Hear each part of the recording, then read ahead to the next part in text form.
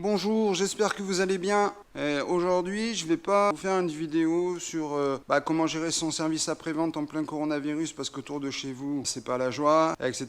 Je vais pas vous faire de vidéo sur quels sont les outils gratuits qui vous permettront de vous maintenir en activité pendant une faillite collective, parce que c'est bien de ça que je vais vous parler aujourd'hui, de cette faillite collective. Je viens de recevoir des messages un petit peu de pas mal de mes amis, de la famille, que tout le monde est un petit peu dans le désespoir d'apprendre que ça va être encore un mois de confinement supplémentaire. Donc je voudrais rétablir quelques vérités un petit peu par rapport à tout ça. Alors je vais pas faire ma publicité en vous disant je vous remets ma vidéo ici, vous comprenez, j'ai eu le coronavirus en janvier, pendant qu'on savait pas ce que c'était, on croyait que c'était une pneumonie, alors qu'en fait c'était peut-être déjà depuis plusieurs mois en Chine, et que je suis passé en plein milieu, et que oui c'est hyper contagieux puisque j'ai attrapé, j'ai été malade. Si vous regardez quand même cette vidéo, vous verrez, je me suis soigné avec de la chirette verte, parce que c'est ce qu'on utilise ici, ou comme on pourrait utiliser de l'artémisia par exemple. C'est des plantes qui servent principalement en curatif contre la malaria, les traitements de la malaria, parce que j'habite dans la jungle, je suis à Bornéo, mais juste pour dire que moi personnellement, je me suis donc traité avec quelque chose, la chirette verte.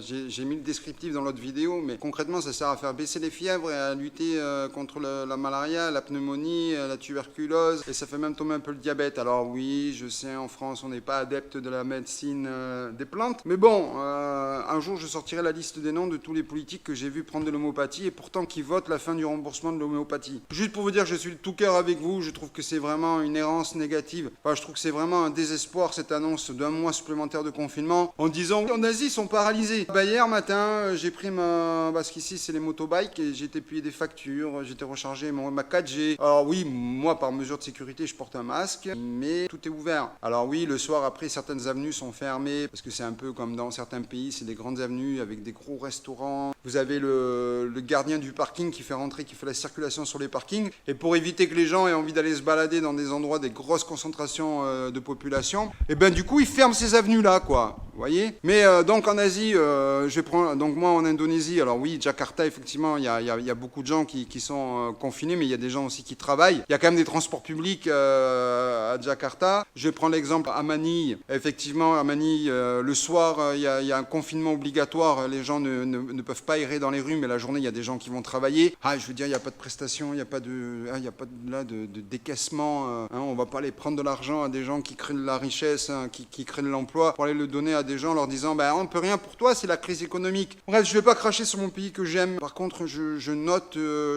note vraiment, à travers ce discours qui a été fait hier soir de par le président de la République, je note que face à cette crise sanitaire, c'est la faillite collective d'une gouvernance, de l'État. On centralise les pouvoirs. Alors d'aujourd'hui, j'ai envie de vous dire, signez des décharges, mettez en demeure les préfets, mettez-les en demeure de vous fournir des masques, demandez-leur des masques. Parce que je vais parler de la Thaïlande, je vais parler du Japon, je vais parler de Taïwan. Alors on va vous dire, oui, mais en Chine, il paraît que c'est à nouveau le corona. Ça fera pareil chez vous, chez vous ça va être la même chose. Vous allez, à partir du moment où les gouvernants se rendent compte que le pic est d'une croissance trop rapide, alors là ils décident du confinement pour essayer de stabiliser, d'avoir un plat, après ça redescend. Dès que ça a redescendu pendant un petit moment, ils vont déconfiner. Puis là vous allez avoir un deuxième pic de corona, je veux dire, même ce que j'ai vu passer des courriers sur la mairie de Paris qui offriraient des masques en tissu. Alors, le masque ne protégerait pas, mais on va vous offrir des masques en tissu. Mais, waouh! En fait, il faudrait peut-être qu'ils arrêtent de faire de la philosophie aux études et peut-être qu'ils se concentrent un petit peu plus sur l'aspect logique des choses. Là, à l'heure d'aujourd'hui, les gens, ils ont besoin de quoi? Les gens, ils ont besoin de retrouver leur rythme de vie. J'ai vu des reports de charges. L'artisan qui n'a pas bossé, il va accumuler 2 mois ou 3 mois il va devoir payer après sa reprise d'activité. Là, je vois que toute l'industrie de la restauration, l'hôtellerie, c'est mort. Tous les festivals, tout ce qui attire les touristes, allez, c'est out. Moi, de ce que j'ai vécu à travers, j'ai été malade et pendant 45 jours après, j'étais vraiment extrêmement fatigué. Des fois, j'ai encore des coups de pompe, comme ça m'arrive. Là, ce week-end de Pâques, j'avais beaucoup de travail, mais voilà. Mais enfin, bref, vous en foutez, c'est ma vie, on s'en fout. Moi, alors d'aujourd'hui, je pense que le traitement du professeur Raoult, on va me dire, ouais, mais t'es pas épidémiologique, t'es pas docteur, machin. Ouais, mais moi, j'ai eu le corona en plein janvier quand on croyait qu'on en mourait. Et naturellement, j'ai pris ce que j'ai trouvé autour de moi, des plantes qui faisaient baisser la fièvre. Parce que, voilà, quand ça fait 15-20 ans que tu voyages, t'es habitué à pas appeler SOS SOS médecin pour te soigner, quoi. Donc, tu vois, puis tu comptes pas sur l'aide médicale gratuite. Enfin, bref. Donc voilà, je suis de tout cœur avec vous. Je vais pas faire une vidéo trop longue, je vais vous demander d'être patient pour ce prochain mois. Donc mettez en demeure les préfets de vous fournir des masques. Vous écrivez au ministère de la Santé, vous écrivez au ministère de l'Intérieur, vous écrivez à la présidence de la République qu'ils vous donnent des masques ou que vous puissiez en acheter. Il vous faut des masques. Parce que là, vous allez voir que le déconfinement, en plus, ça va être des masques 3 plis. Hein. Vous n'allez pas sortir avec des FFP2. Et croyez pas qu'au Japon, il y a des masques FFP2, tout le monde... Non, on porte des 3 plis. Mais regardez au Japon, d'un point de vue logique, en France,